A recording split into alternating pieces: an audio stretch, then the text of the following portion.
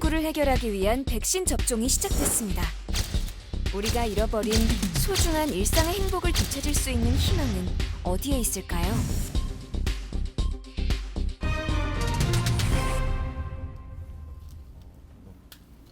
코로나19로 거리두기가 장기화되면서 큰 고통을 겪고 있는 분들이 많으시죠. 특히 우리 주변에는 소상공인분들이 그러신데요. 이 힘든 시기를 어떻게 극복해 나가고 있는지 만나보겠습니다. 잠시만요.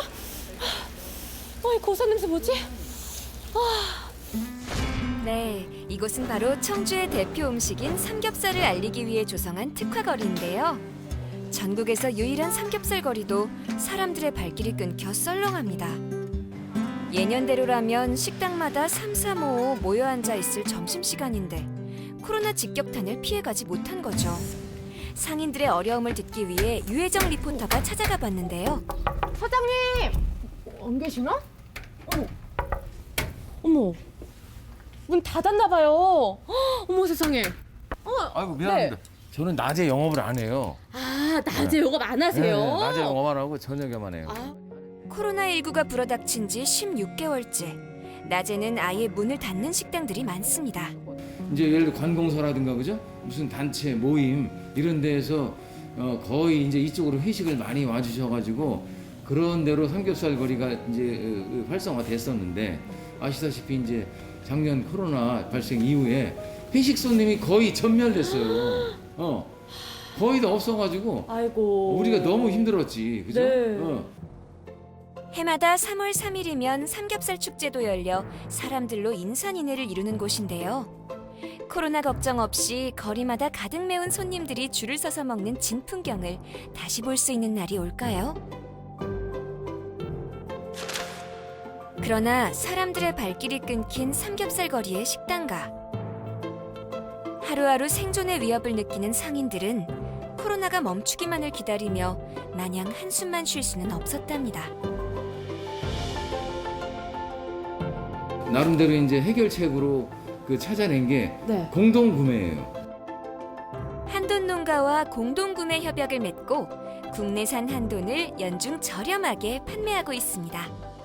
우리 판매가도 내렸죠. 오. 전에는 뭐 보통 11,000원, 12,000원 이 정도 1인분에 팔다가 공동 구매하면서 10,000원으로 거의 다 통일했어요. 삼겹살이 10,000원이에요? 국수 이게 삼겹살이? 좋은 고기를 싸게 판다라고 하는 이게 홍보가 되면서 특히 젊은 친구들이 네. 젊은 친구들이 많이 왔어요.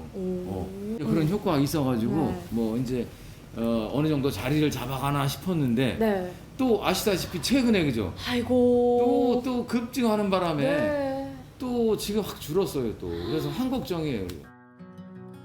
생사의 기로에 선 소상공인을 위해 정부는 버팀목 자금 등 정책 자금 대출을 하고 있는데요. 이런 지원들이 코로나19 현장의 소상공인에게 얼마나 도움이 되고 있을까요? 실제로 뭐 이제 단기적인 효과는 물론 있죠. 100만 원, 200만 원, 뭐 이번에 300만 원 받았지만 그래서 당장 이제 뭐 도움은 좀 되지만 어차피 다 장기적으로 가야 될 일이지 이게 뭐 계속 예산으로 이렇게 해결할 일은 아닌 것 같고.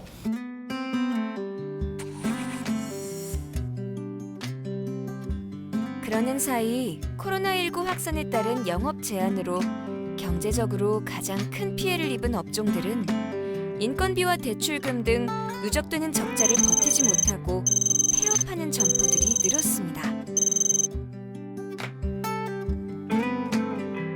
코로나19 확산 방지를 위해 소상공인들이 고통을 감수하고 있음에도 여전히 지속되고 있는 이유는 무엇일까요?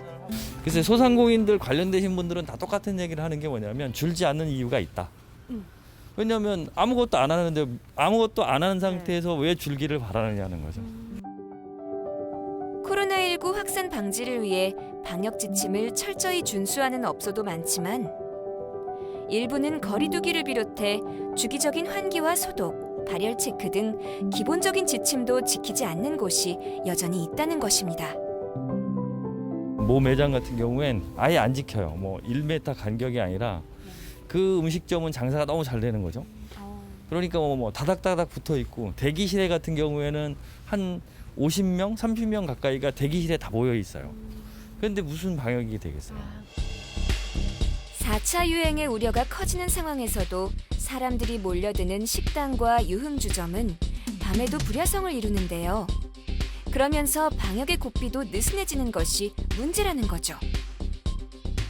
때문에 방역 지침을 준수하며 영업을 하는 곳들이 피해를 입고 있어 시민들이 믿고 갈 수 있도록 인증제를 도입하는 것이 필요하다는 주장입니다. 믿을 수 있는 가게 만들어줘라. 이게 가장 큰 지원 정책이라고 생각하시네요. 차라리 만약에 그런 부분이라면 뭐 나라에서 정말 할 수 있는 가장 쉬운 방법은 인증제 같은 것들도 해도 되거든요. 근데 그런 것에 대한 거는 제가 한 뭐 몇 번 정도 건의를 했지만 뭐 전혀 이루어지지 않고 있는. 꼭 좀 이루어졌으면 좋겠네요. 네네.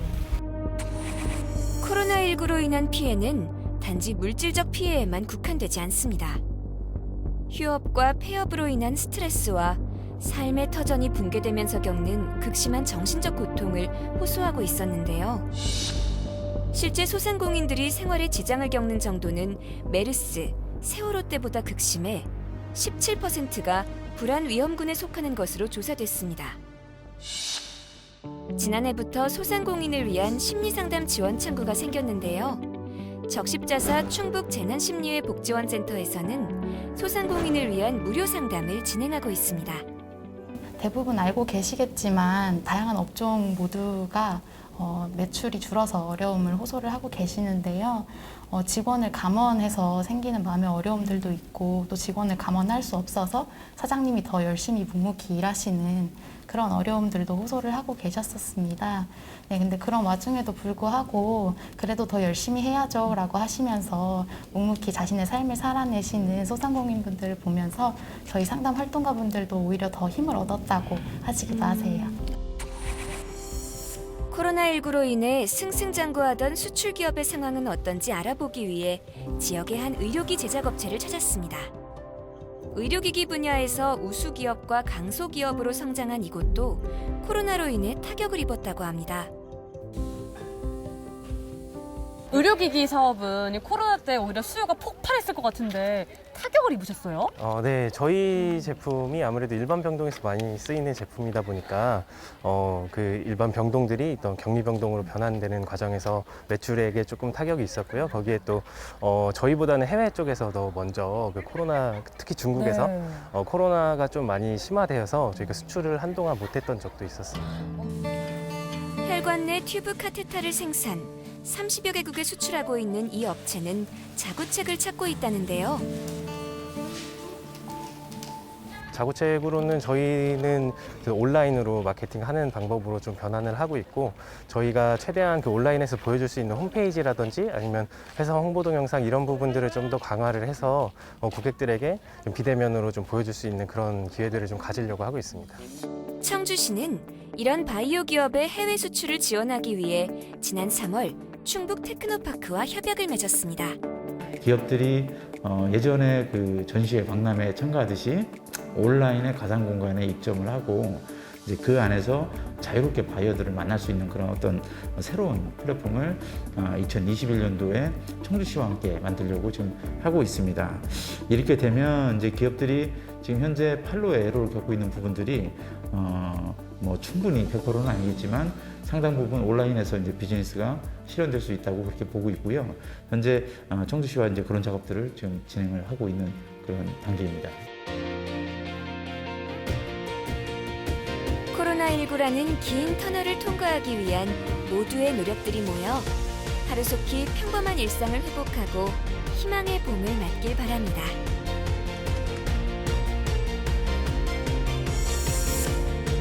서민 경제를 지탱하고 있는 자영업자와 소상공인 사장님들 그리고 기업인들 모두가 희망의 끈을 놓지 않도록 더 큰 힘을 보태야겠습니다.